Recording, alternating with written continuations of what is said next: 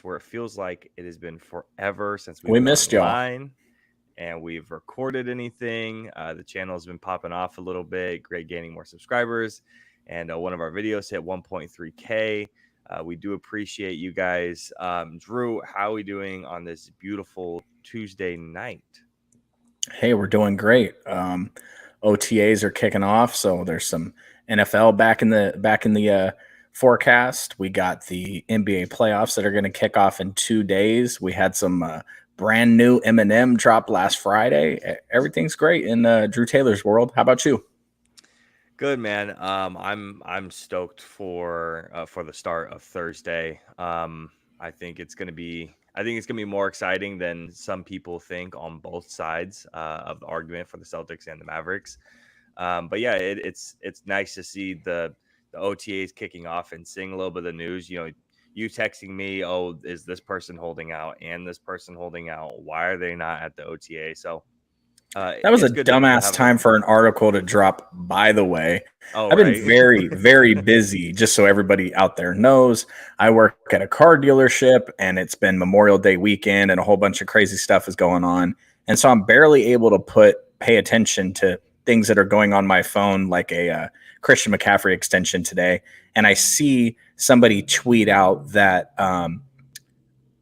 our boy Micah Parsons is holding out. And so I sent it over to you, and you're like, oh no, he just missed the non-voluntary OTAs. And I'm like, okay, in a day where we're talking about Brandon Ayuk doesn't show up, CeeDee Lamb doesn't show up, this guy decides to publish a freaking article he does about how Micah Parsons rested his body for non-voluntary OTAs. I'm like, get the hell out of here, stupid.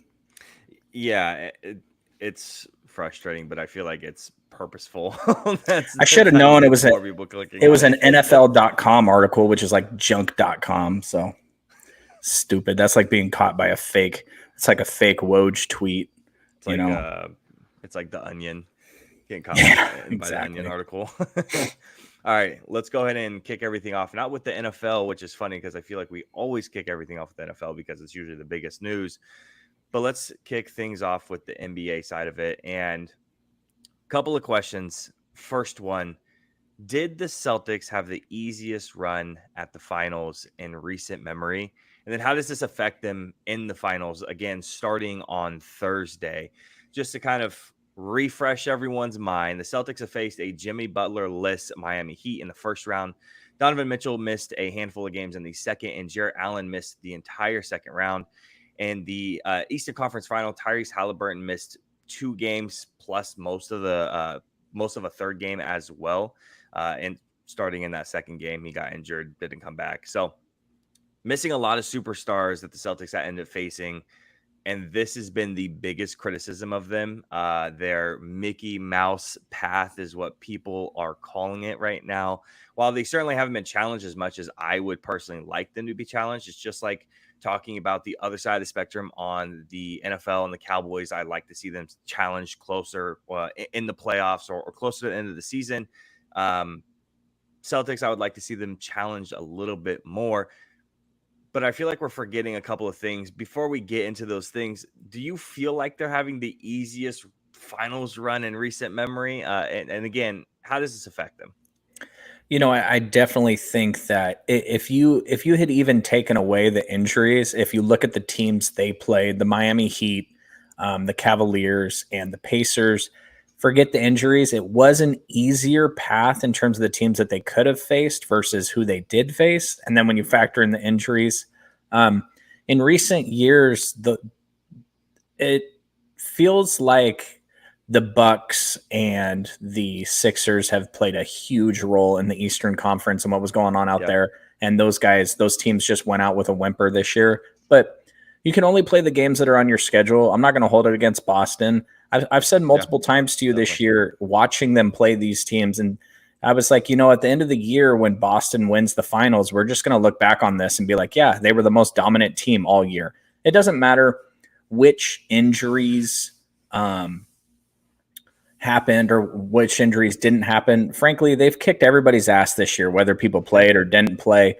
And the only games that they did lose this year were a little bit self-induced. I won't go too much into that because I'm going to hold that off for our next topic. But yeah, it was an easier run for them. But frankly, whatever they did in the offseason for their players to stay healthy, whatever, getting the right rest and getting the right regimen going for their players to stay healthy, that's part of building a team. That's part of investing in your health and safety staff and getting your players rested and rehabilitated the correct way. And now it's the NBA Finals. Kristaps is coming back. Your whole team is healthy. And that's part of running a successful basketball organization. It's not just trading for the player and getting them on the court. It's about keeping them healthy, managing the load throughout the year, managing the minutes throughout the year. And the Celtics have done that. Now they're going into the NBA Finals locked and loaded. Yeah, and that's exactly what I was going to bring up too. Boston went 3-0 against the Heat, 2-1 against the Cavs, and 3-2 against the Pacers in the regular season. Even against other teams that were in the playoffs that they did not face, they had a winning record against, except the Bucks, who they ended up having a 2-2 series. So even up the series there, they were the number 1 seed by 14 games in the Eastern Conference, the largest margin between the 1 seed and the 2 seed since 1976, which again was Boston. Boston became the first team since the 2012-2013 Miami Heat to win the East by 10 games or more.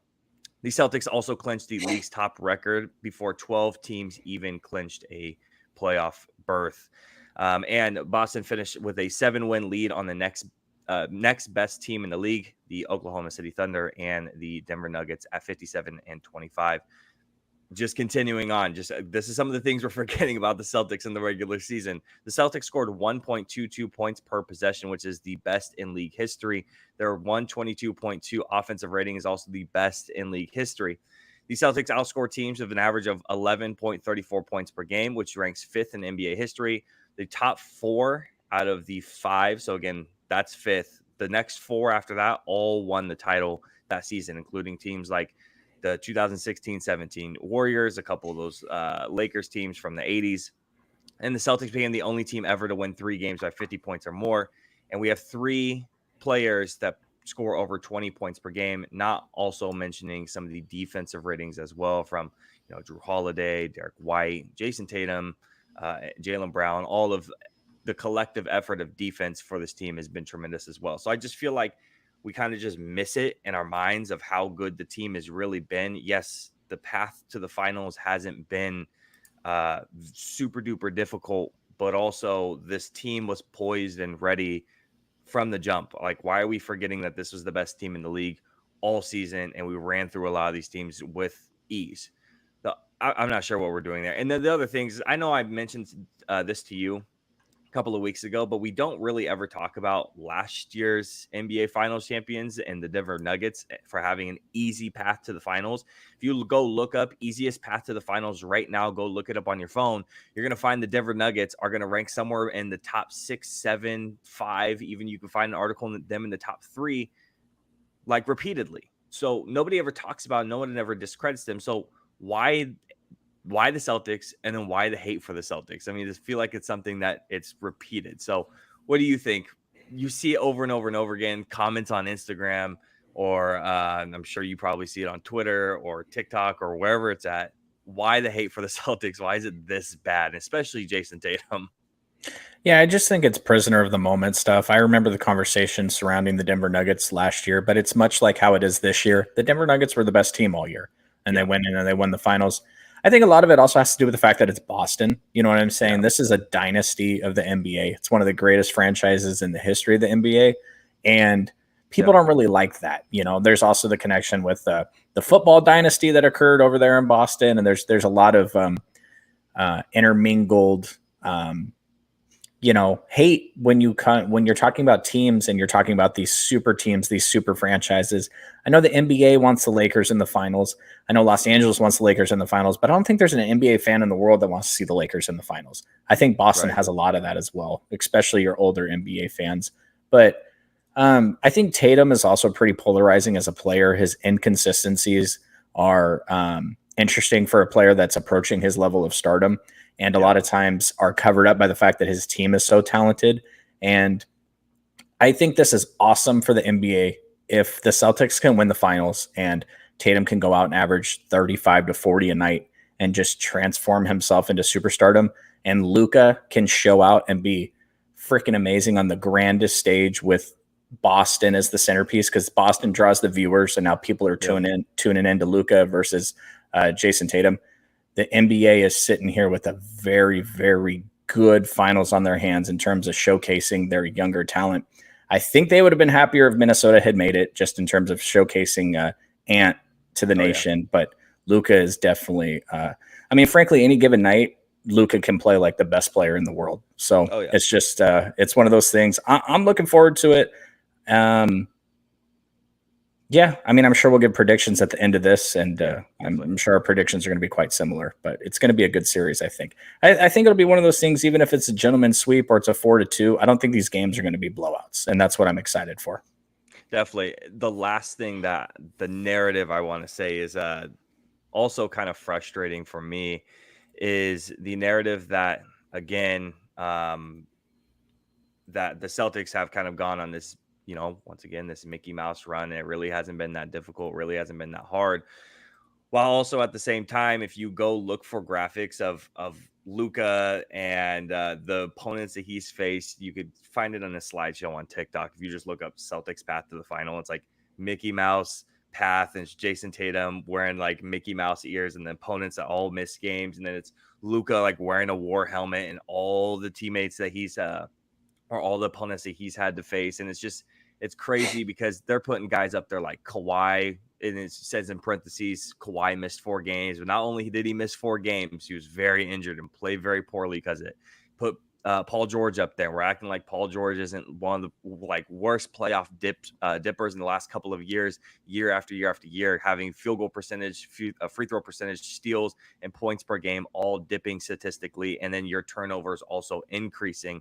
Putting James Harden up there, which is a waste of breath, but also putting guys up there like Zubac, Westbrook, and Terrence Mann. Like, you're just throwing guys in there to throw them in there. So it's just, and then there's more guys. Like, there's almost an entire OKC lineup, super young, probably wasn't going to win the finals this year. They don't have the experience to make a run like that. Very good team in the regular season, and it was an impressive win. But then you go and you put everyone on the Timberwolves and who they faced. Mike Conley's old. Team veteran guidance is really why he's on the team.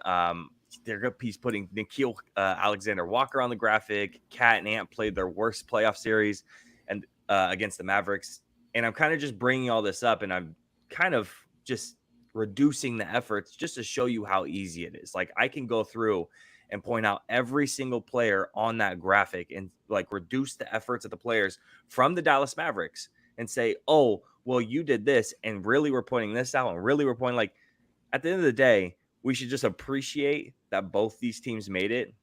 The Dallas Mavericks 100% deserve to be there, and so do the equally deserving Boston Celtics. So reducing the players' efforts to just, oh, well, it feels tiring at this point. So hopefully we can move on to the finals, and it can, whatever it is, 4 games. Celtics fans a little salty, huh? Close. Absolutely. It's sickening. You guys got this big old powerful super team out there in the East. You got 4 different stars on the team. You played absolutely nowhere on the way to the finals, and then Luka has been hobbled on one leg, and he's put his team on the back to carry him to the finals. It's polarizing, and I think frankly we're trying to make something out of it because the Celtics are probably going to smash them, and then it's just going to be like, oh well.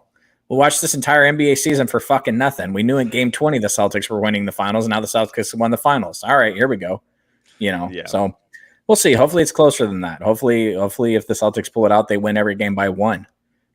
Hopefully it requires some very extremely impressive performances from Tatum and not, Jaylen Brown heroics the whole time. That way his dynasty can be set a little bit, know. So we'll see.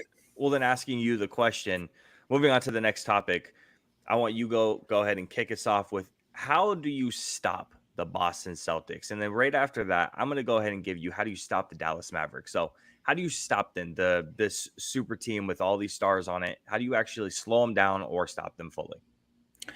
I don't really think that you can stop them. I think what Dallas is going to have to try to do is try to outscore them. And I'm not talking like 140 to 130, because obviously the Boston Celtics offense is historic.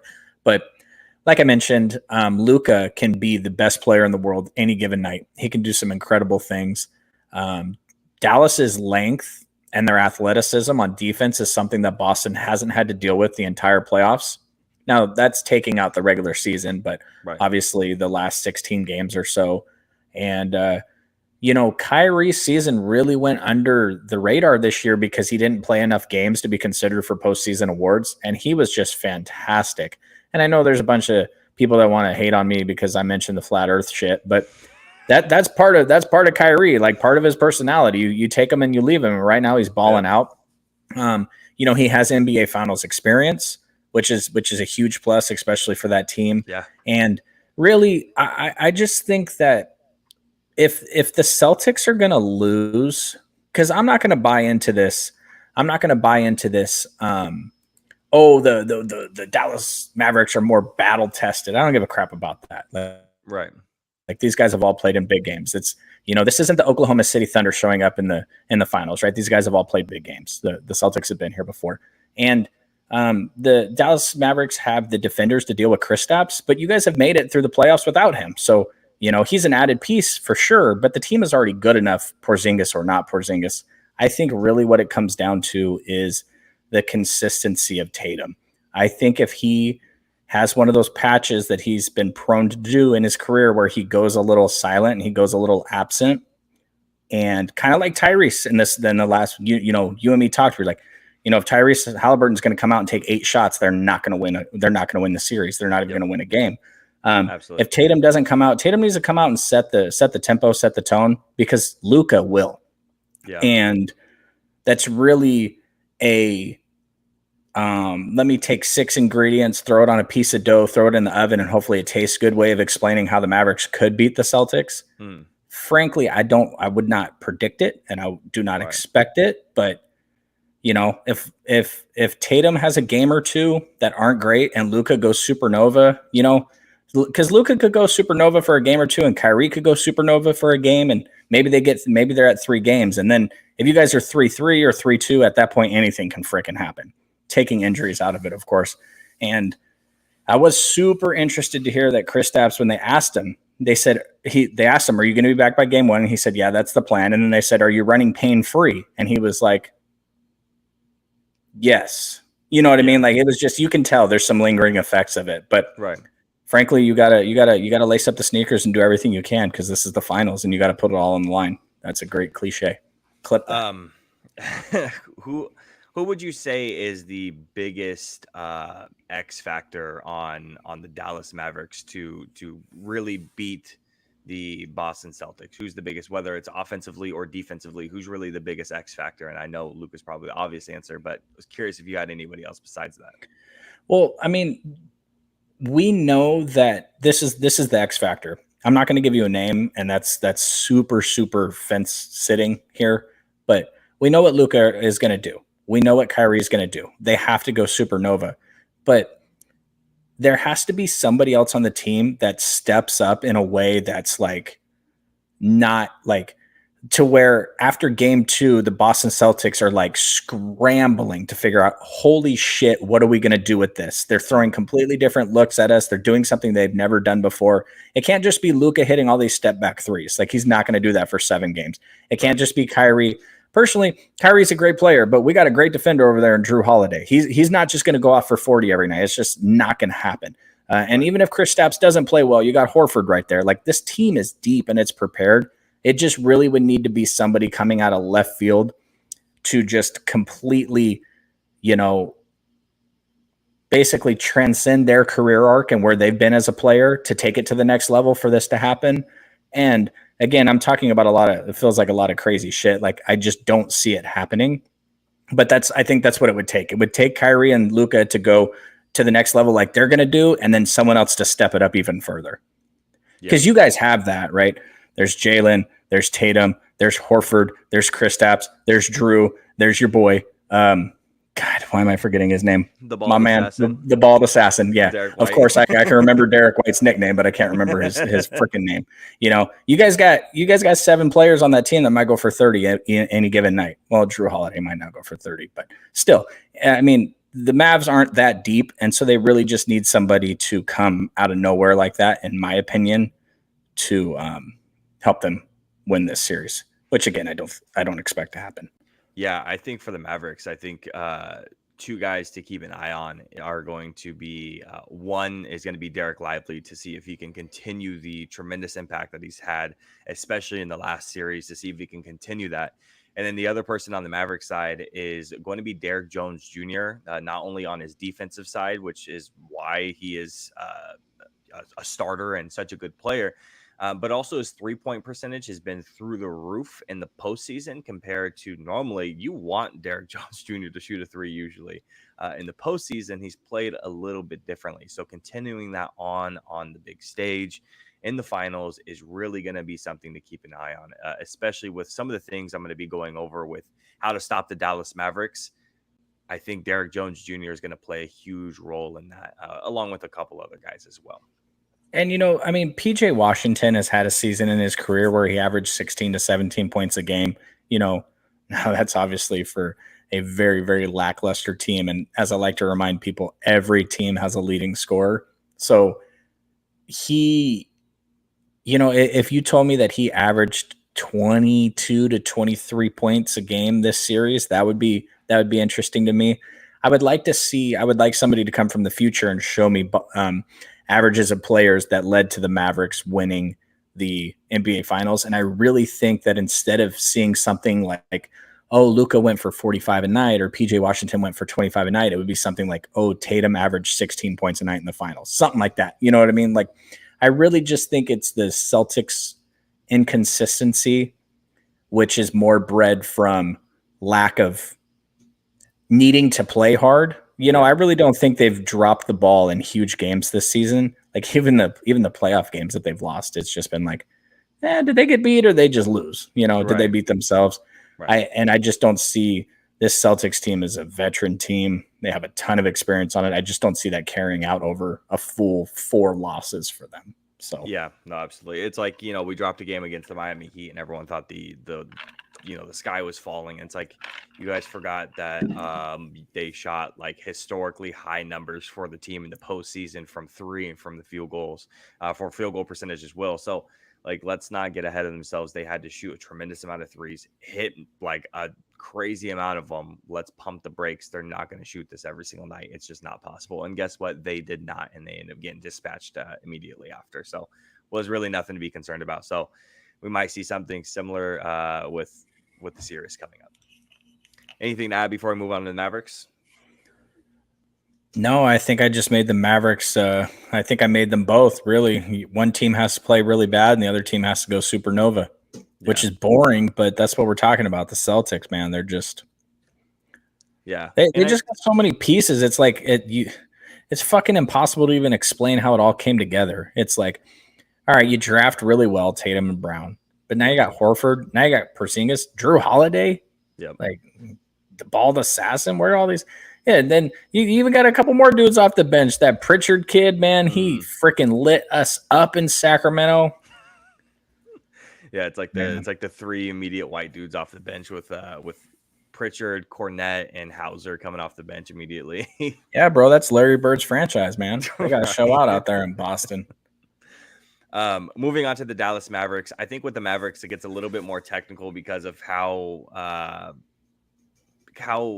hard it is to actually stop Luka, unfortunately. The number one thing for the Dallas Mavericks and how to stop them, and everything comes down to not only Luka, but screens. By God, these guys love to set screens, I feel like, more than anyone else. I know I have my cousin watching right now, and the best way I described it to I am watching. Yeah, you too. The best way I described it to him when I was watching Luka, I'm like, what the Mavericks are? I'm like, Luka and the Mavericks are the one guy in 2K where the only way he could score is just to set screen after screen after screen after screen. It's just really fucking annoying after a really long time. That's exactly what it is. So they've set 52 on-ball screens per 100 possessions for Luka, which is the highest for any player that the Celtics has faced in the playoffs this season. Those 2 primary players are going to be setting those screens, and the 2 most successful players is going to be Daniel Gafford and, once again, Derek Lively, who set 59% of the screens for Luka. And again, more successful. When those 2 guys are setting the screens, they are scoring more points per game per possession. these screens cause a number of issues for opponents. Number one is the Luka isolation ball, where I feel like he's incredibly comfortable, and the numbers back it up as well. His 555 points in isolation in the regular season were most by any player in the last 4 years. So what ends up happening a lot with all teams, and what's going to happen with the Celtics, is going to be switching. So the on-ball defender and the screeners defender are going to end up switching a lot, and then that's when Luka wants to take advantage of the isolation ball. But we have the personnel to do it, and we switch a lot. Tatum, Brown, White, Holiday all have the potential to guard Luka in isolation. So most of the time what ends up happening is Lively and Gafford are guarded by other big men, though, most of the time. The other thing that we do is we don't have big men also guarding big men. We have Drew Holiday, Jaylen Brown, and Jason Tatum, who end up playing closer to the power forward position. We saw Drew Holiday end up playing power forward and center against Miles Turner and Pascal Siakam for most of the last 2 games, because Luke Kornet and obviously Kristaps Porzingis has been out for a little while, but Luke Kornet was out for those last 2 games. So Drew had to specifically guard those guys because Al Horford, obviously being 147 years old, he's not going to always keep up, and not having another reliable big man.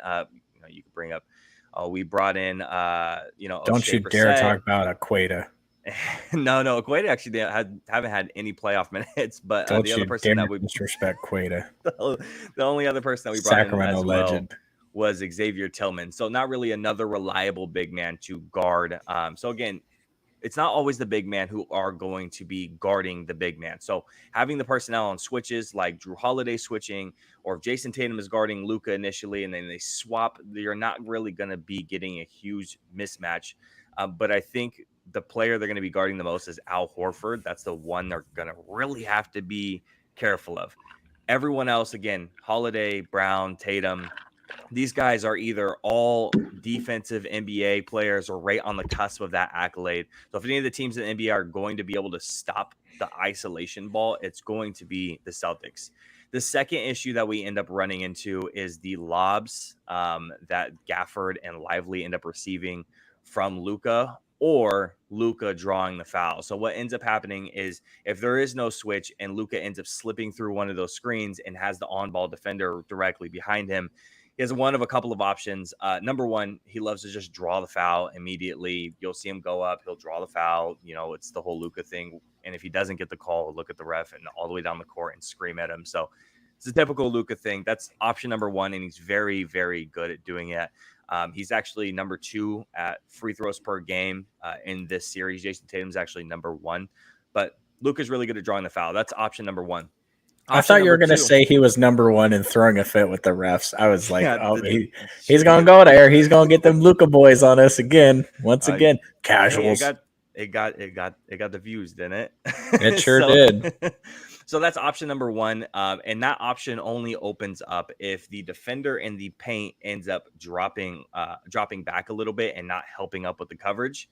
And then the on-ball defender is kind of just put on an island and he ends up drawing the foul. The other option is he doesn't draw a foul and he just goes in for an easy floater or easy jumper and he doesn't get the call and he ends up making the basket. So 2 points regardless, either way. The other option that ends up happening is the defender in the paint, when Luka slips through, on-ball defenders behind him. That we see this multiple times with Rudy Gobert or Cat in the paint in the last series. What ends up happening is those defenders end up stepping up and then leaves Gafford or Lively or whoever is screening able to slip around and roll and get the easy lob. So the solution here is one of 2 options. Once again, I feel like I'm saying one of 2 options for a lot of these things. The solution here is going to be, one, blitzing the screen by having the screener's defender jump up above the screen for pressure. What you end up happening then at that point is the screener's defender ends up slipping out, which then we need to switch somebody else on that screener's defender. The number 1 person, just spoiler alert for my X factor for the Boston Celtics, it's Drew Holiday.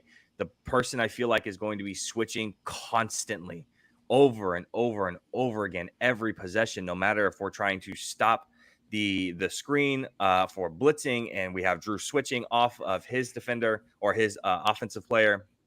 he's going to be switching constantly because he's basically one of the only players personnel wise that can guard almost all 5 positions. So he's going to be moving around constantly. So so blitzing that defender, they're extremely successful at it.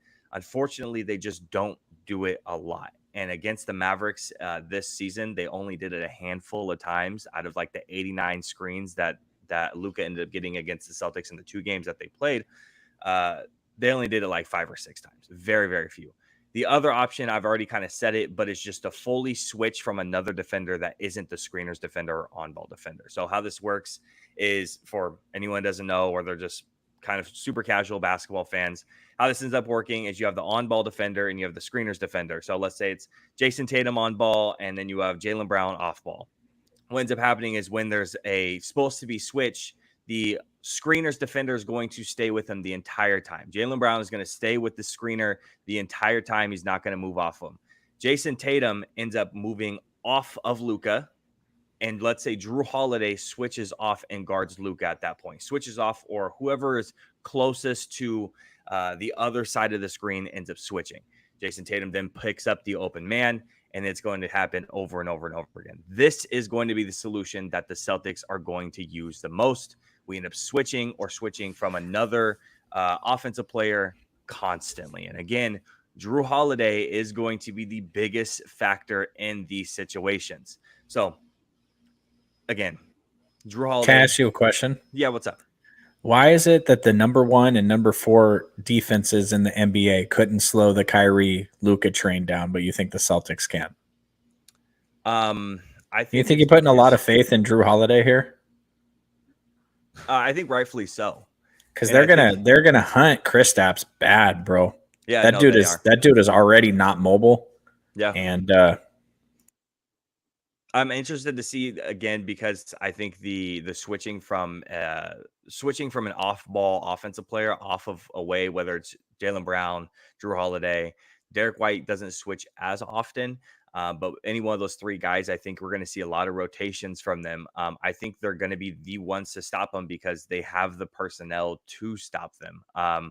When you have Mike Conley out there, that's fantastic. He's there for veteran presence, but he's not playing the greatest defense on the planet.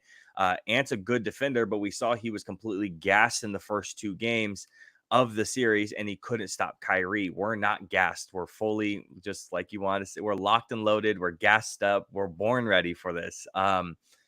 So we have the personnel to do it. And again, Jason Tatum and Jaylen Brown, they don't have those accolades this year of the all NBA defensive team, or excuse me, all defensive NBA team. But they're right on the cusp of those type of players. We had a discussion of best 2-way players in the league.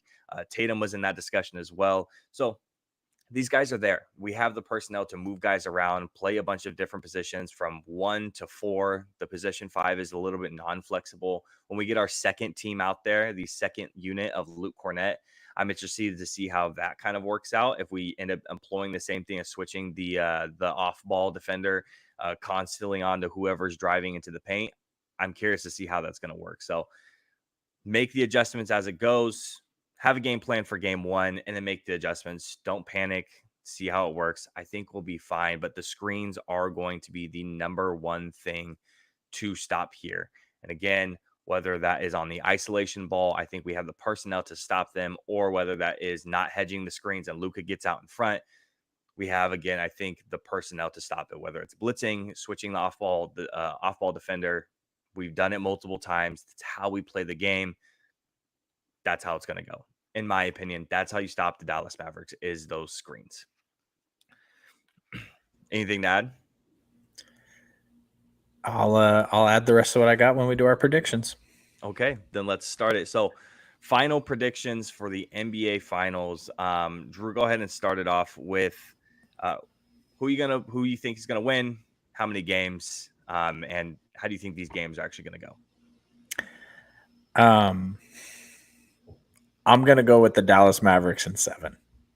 Okay. I trust the closing ability of Luka and Kyrie over the closing ability of the 7 guys that are going to try to end the game. I think that actually hurts the Celtics in close games, not knowing who's taking that big shot. I'm not sure if it's Tatum. I'm not sure if it's Brown. I'm not sure what we're going to do here. I do not think that Kristaps is going to play this entire series. I think that they're going to hunt the shit out of him, and he's not going to be fully healthy. And I'm really just riding this wave of Luka and Kyrie right now. And it would be boring if we both picked the Celtics. So if the Celtics end up losing, what's the fallout from that and the immediate aftermath, and then the aftermath going to the offseason? What's the fallout at that point? I think they'll fire the coach and move him into the front office. Shut the fuck up. He's still around, right? He's technically the GM, Brad Stevens. Yeah, hey dude, he's a great GM.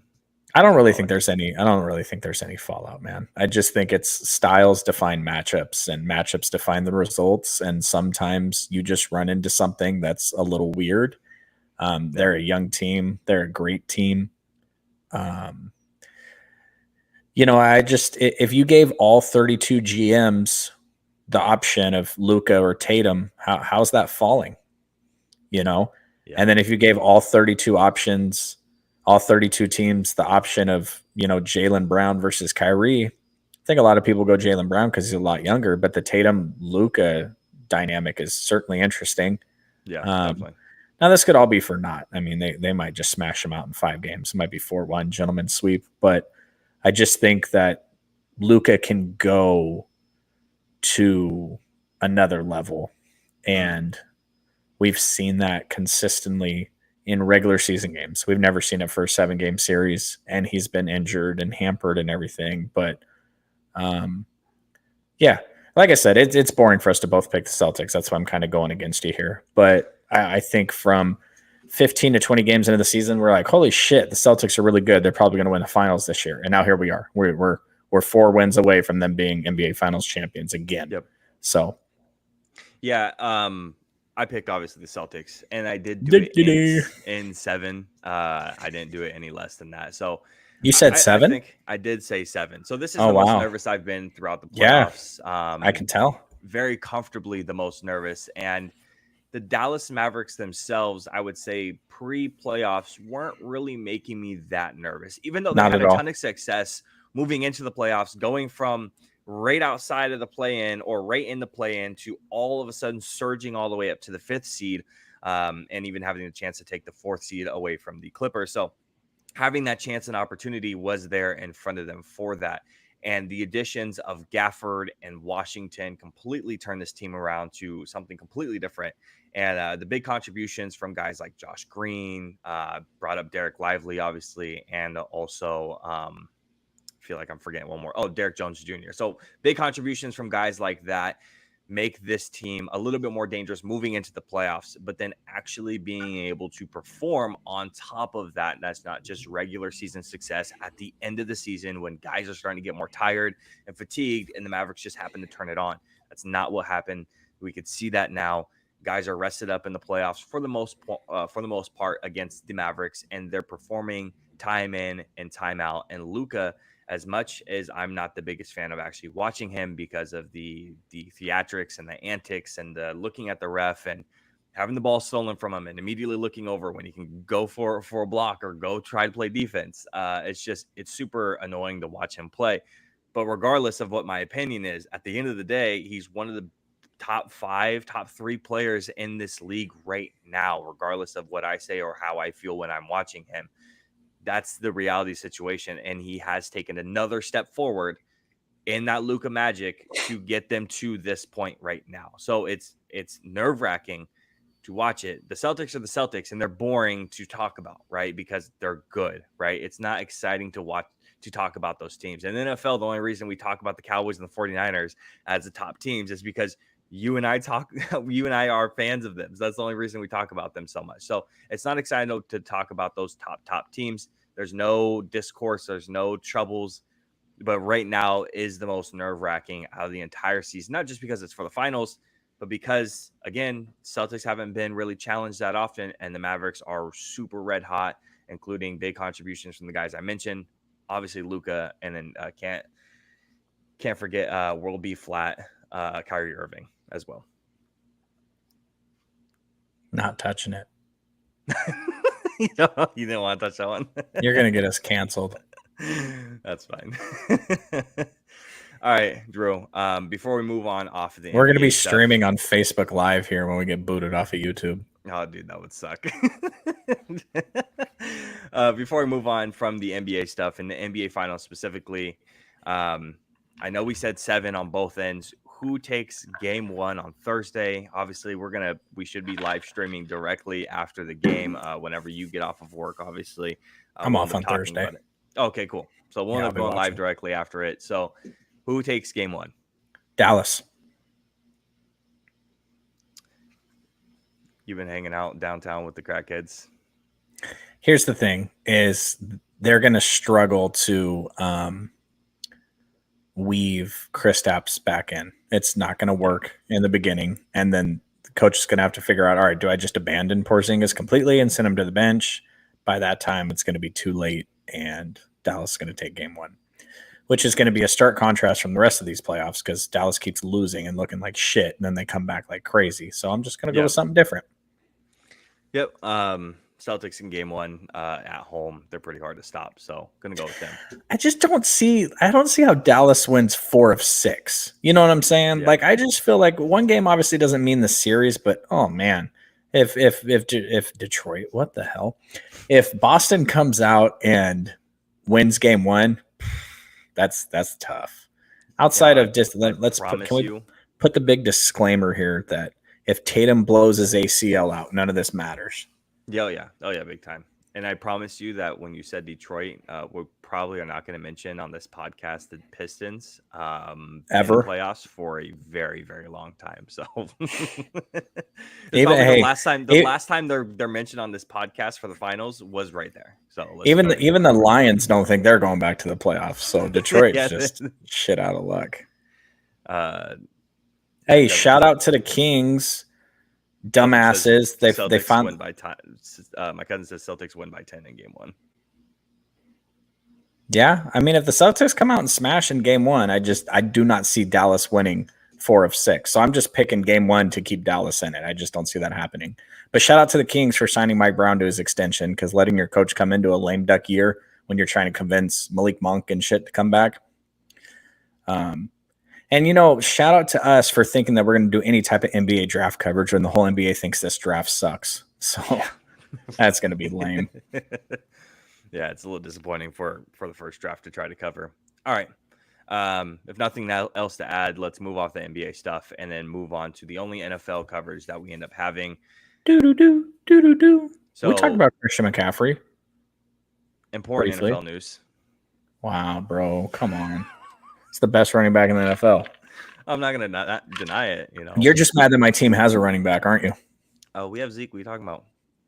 Who? Now, see, dude, I just reminisce on old times. That's why. I was going to say, isn't that dude that retired like 3 years ago? You guys are bringing back Marion Barber or something next? DeMarco Murray? Was that his name? Yeah.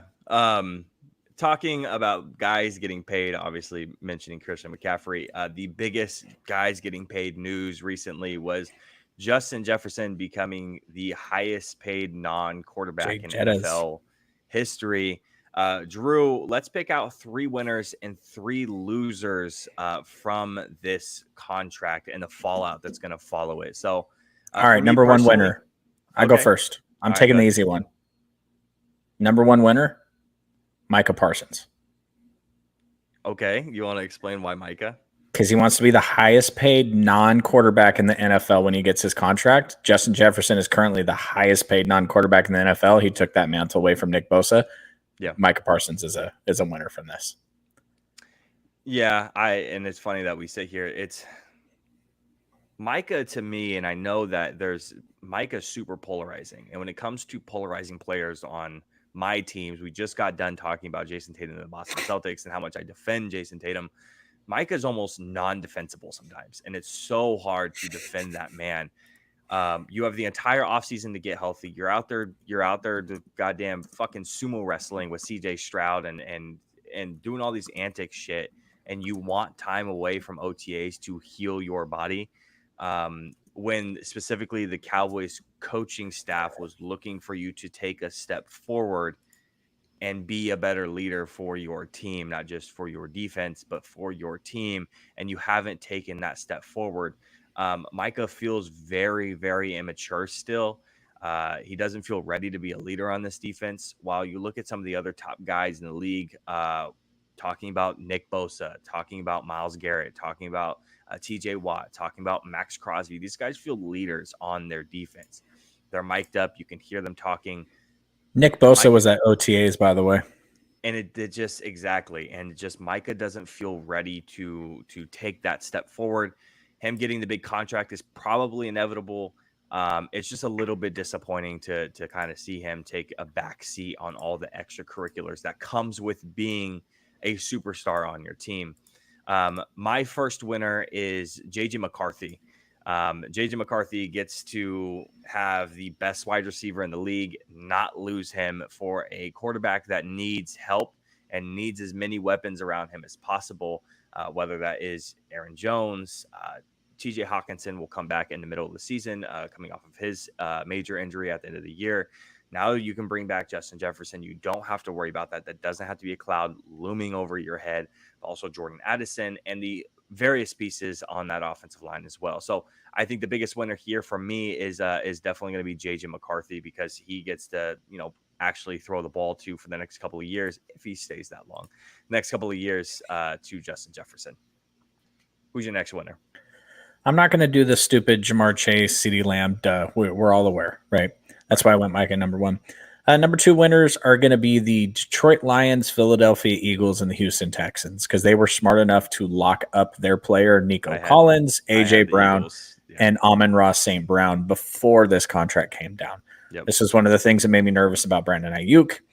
Justin Jefferson and CeeDee Lamb's contracts made me very nervous about Brandon Ayuk, because he is not in that space. Even if you take out his advanced stats and say he might be, he's never catching that many balls, so you can't pay him like Justin Jefferson, because he's never going to have Justin Jefferson stats, because we got 7,000 great offensive weapons. Congratulations. You can't pay Brandon Ayuk $32 million a year. Right. So winners are going to be these teams that locked up their star wide receivers. Nico Collins, not really a star wide receiver, but I just threw him in for another team. But Amon-Ra St. Brown, who wants that, and the Philadelphia Eagles for getting their contracts done before this one came down. Yeah, I had a couple of those various teams as well, specifically the Eagles for locking up their players before this happened. Especially, you look at Ja'Marr Chase and CeeDee Lamb. Obviously, they're very easily, if you have the Eagles, I'm going to go and just take the CeeDee Lamb, Ja'Marr Chase thing. Sure. Obviously, they were holding out and everyone was kind of waiting for each other to sign those contracts. And it's funny because I think of CeeDee Lamb obviously is next guy up to make that type of money with the season and progressions that he's had year after year after year.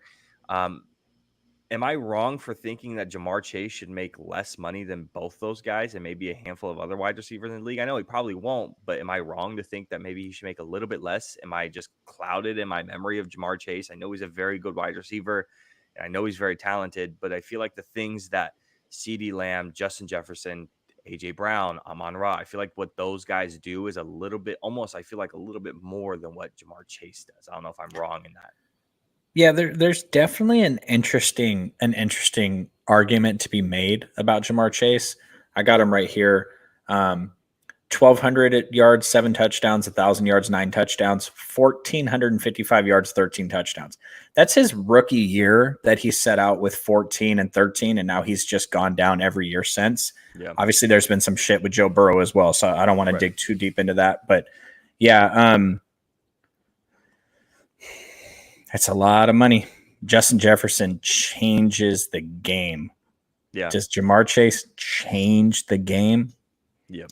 You're it's hard to say. Yeah, it's definitely an interesting conversation. I know we've done in the past, just you and I back and forth about top 10 wide receivers, running backs moving into the next season. When we actually put some of those lists out on the podcast, it's just interesting to see some of those guys fall into place. Like Ja'Marr, you have to pay that dude because of JJ McCarthy. There was nothing else you could do. Yeah, you already got Burrow. Yeah. You can re-sign Higgins and get. Honestly, how much worse are the Bengals going to be re-signing T. Higgins and Tyler Boyd and losing Ja'Marr Chase? How much worse? A game? Yeah, a game and a half? Is that team beating the fucking bitch-ass Chiefs anyway? Should we even watch football next season?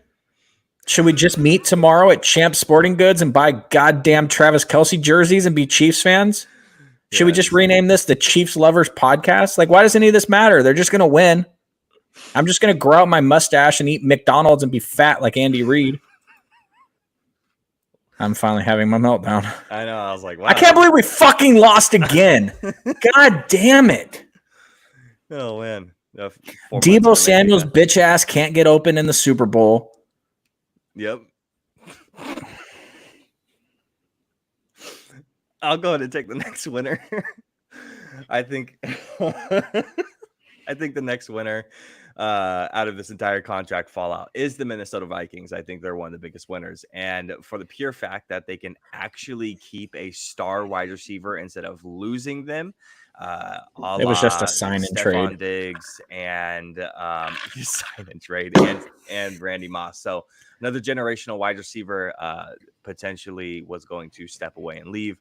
They locked him up. They finally can get the monkey off their back of just losing wide receiver after wide receiver that are very, very, very talented all-pro wide receivers. So good for them for actually locking up Justin Jefferson. It's cool to see when a guy plays on one team for a really long time. So hopefully Jay Jettis is going to be one of those guys. Who's your last winner?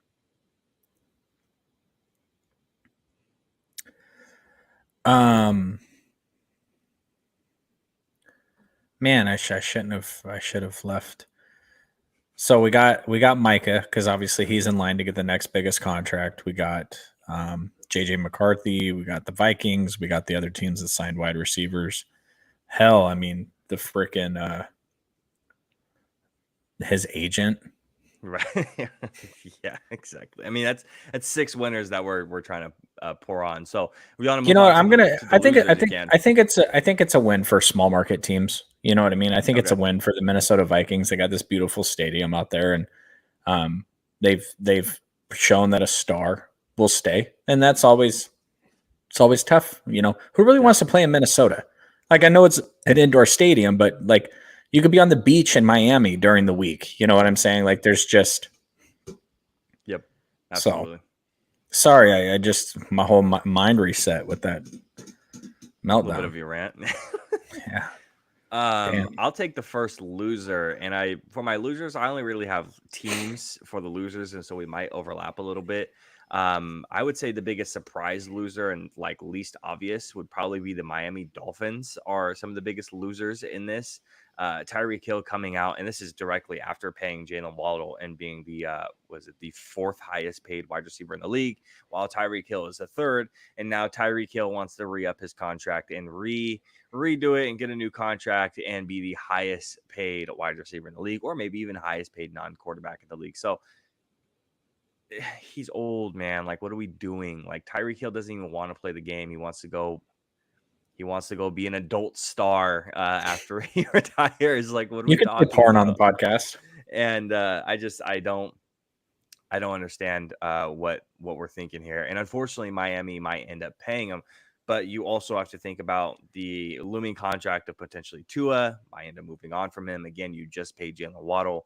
And you have a couple other guys that are going to end up moving forward for the contracts here in the very near future for a team that does not have a lot of money and struggled in the offseason to do anything because they were started off the offseason negative $60 million in the cap space. So I think, again, one of the biggest losers here is the Miami Dolphins, especially with Tyreek Hill asking for another contract. I heard that. That was weird. Yeah. Was that a bang on your side? I don't know. All right. Next loser. Brandon Ayuk. So he's a loser in this. I wasn't sure whether to put the Niners or Brandon Ayuk because I know they want to bring him back, but I put them specifically because of the potential of losing him, but I wasn't sure to put him or BA. Yeah, they're not gonna overpay for him. They just won't. Yeah. I love him. He's Brock Purdy's number 1 guy. I think he's an amazing wide receiver. I think he's one of the best wide receivers we've ever had outside of Terrell Owens and a year of Randy Moss. That's a joke. He wasn't that great for us. But they're not going to pay him. You're not getting $30 million a year. You're not getting $32 million a year. And now that Justin Jefferson has set that contract and what production looks at that number, Brandon Ayuk just doesn't sniff it. Yeah. Maybe next year when Kittle's gone and Juszczyk is gone and we've moved on from Deebo Samuel and there's like he's the number one guy and that's all we got, But even our number, our most targeted third down guy is Juwan Jennings, who we just signed an extension to. It's not Ayuk. Yeah. You know what I mean? On third down, you're looking for Justin Jefferson. So and you guys I really work with other wide receivers that aren't the superstar level of BA. And I've given you the stats on Brandon Ayuk on why he's fantastic, on why I think he's a top 5 to 10 wide receiver in the league if he'd get more touches. I'm in the same bucket. His route of separation, his separations on his routes are amazing. He makes people look just stupid when he runs routes, but he's not going to get those many targets. He's not going to get 15 targets in a game. So I just don't think he's going to get the contract he wants. And before you take, I'm going to go back to back here before you take another one of mine. I'm actually going to put the Dallas Cowboys here as losers. I also put them. So we had 2 of the same. Yeah. Okay. Because Dak Prescott wants his contract. Micah Parsons wants his contract. CeeDee Lamb wants his contract. You guys got a lot going on over there. So those top 3 for having no real postseason success is the most hurtful thing. It sucks. You can't get rid of Dak because obviously that's your quarterback, and that's also the heart and soul. You got Trey Lance. Shut the fuck up. And that's also I talked to Jerry the other day. That's what he told me. Sorry. Yeah. What he sound like again? I'm not doing it. Hey guys, we're gonna go all in this offseason, and we're gonna get Eric Kendricks, and we're gonna bring Zeke back, and we're going all in. Yeah, good. Don't even get me started. And we're going to draft the offensive lineman in the first round that Jacob hates. Yeah, pretty much. It's a painful existence. So, again, you can't get rid of Dak, and then you have CeeDee Lamb, and I feel like you can't get rid of him either, not because of just his production, but if you look back a couple of years, you see Amari Cooper and CeeDee Lamb, and when you get rid of Amari Cooper, one of the biggest talking points outside of signing Michael Gallup was also CeeDee Lamb was ready to be a number 1, and I'll be the first person to admit when I said I wasn't sure if CeeDee Lamb was ready to be the true number 1, and he goes out and he balls, and the next year after that, he balls even further. So, bro, I think the most expendable player is Micah. It is Micah when you have those 3 guys, the most expendable is Micah. As explosive as he is, as talented as he is, we're not talking about a guy who's put up 18, 19, 20 sacks, right? We're not, again, you look at those top guys who've put up a lot of sack numbers. And when you think of who the best pass rushers in the league, TJ Watt, who always feels like he's sniffing somewhere around the 18 to 20 sack mark, Nick Bosa, Myles Garrett, TJ Watt, Max Crosby, like those guys always feel like they're kind of have their hands somewhere around that 16 to 20 mark, and they want to constantly be around that range. Micah just hasn't got to that point, and disappearing in some of the bigger games and at portions during the season is not a good look for him, and it might end up having him move on to the next team. Probably going to go to Washington, going to go play with Dan Quinn. So that's Micah's future, unfortunately. So did you have any more losers or that was it, right? That was all 3 of them. No, I think that's a pretty good list. I think that anytime a player gets a contract that he deserves, it's a win for, there's nothing bad about this contract. He's the best wide receiver in the NFL. He has been far and away. Yeah. And he just got paid a contract that he deserves. He didn't get jobbed in any type of way. And there's a young player that teams are really, NFL fans are really excited about. And JJ McCarthy, he's got a number 1 threat. Everything about this for football is good. A player played really hard. He got rewarded. A young quarterback got drafted. He's got a top guy. Because frankly, for the NFL when these young QBs ball out. Nobody wants to see Anthony Richardson go on the IL last year. Yeah. He's already getting speaking of taking freaking Giants, they're starting like 7 dudes that were in Sacramento playing on their AAA team 2 weeks ago. Stupid Giants. All my teams suck. It's okay. St. Louis isn't doing so hot either, especially playing. Who's winning in the hockey playoffs? I'm gonna root for them. Are the Las Vegas Golden Knights any good anymore? Yeah, we're just gonna do a full 180 switch and start rooting for hockey players now. We should do like a 30-minute video of us doing like hardcore hockey analysis, except for not doing any research and just like completely talking out of our ass. We'll probably double our subscribers. Dude, we should just pull it up on screen and just have like videos, like have it going in the background. Like, so what you see here is they drop the gloves and they start just fist fighting and just start getting UFC analysis. And I really think they should probably just put the puck into the net a little bit more. You see the other teams put the puck into the net 3 times, and that's why they're winning. So I think if they go down to the other end of the ice and put the puck in the net more, maybe, that's what I would do. Keys to the game is they have to score more, and you have to have them, and your team has to stop them. I think, and frankly, if they play good defense, that should lead to good offense. And I mean, Wayne Gretzky is overrated anyway. Oh, so. God. Yeah. Now you're going to get people going. He's got hella nice hair, though. I'll tell you that much. Wayne Gretzky's got nice ass hair. I think this is probably the craziest tangent that we've gone on the podcast. Just immediately just flipped hockey. All right, Drew. Before we move on, any final words until we see the audience on Thursday after the game 1 of the NBA Finals? I don't have enough time to get into this, and it's going to be a polarizing topic. And Thursday after the finals may not be the right time for it.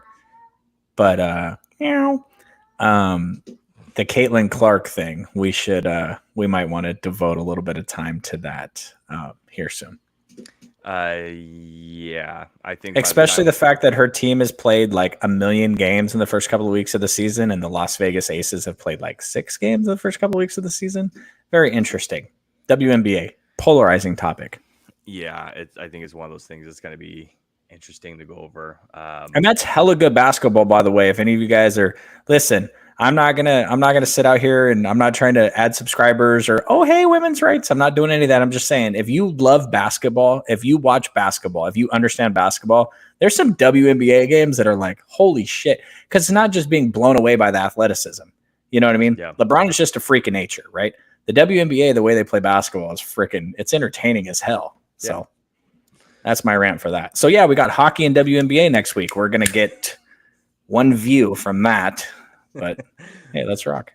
All right, Drew, let's log off. We'll see these guys on Thursday. Oh my, I just had a stroke. Everyone have a beautiful night. Besides that. Fuck the Chiefs. See ya.